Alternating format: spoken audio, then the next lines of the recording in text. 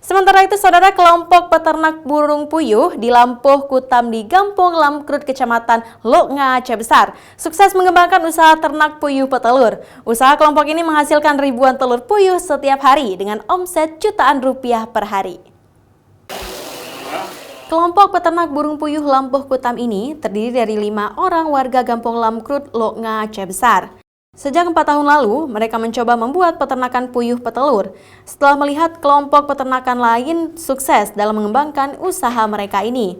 Ketertarikan itu kemudian disampaikan kepada PT Solusi Bangun Andalas, yang kemudian memberikan bantuan bibit melalui program CSR mereka. Ihsan, anggota kelompok Lampuh Kutam, bercerita, awalnya usaha ternak ini dengan jumlah 800 ekor puyuh saja. Namun, hingga tahun keempat, bibit burung puyuh mereka kini menjadi 6.000 ekor.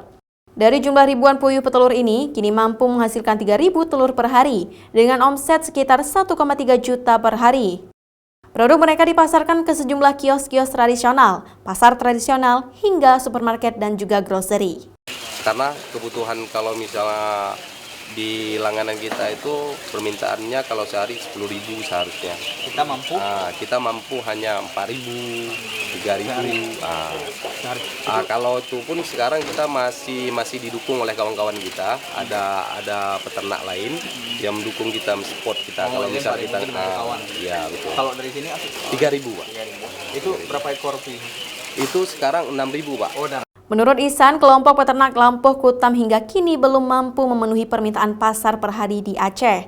Permintaan pasar per hari mencapai 10.000 butir, sedangkan produksi mereka hanya 3.000 hingga 4.000 butir per hari. Sehingga mereka harus memasok telur puyuh dari peternak lainnya untuk memenuhi permintaan telur puyuh setiap harinya dari pelanggan. Mustajab, Kompas TV, Banda Aceh.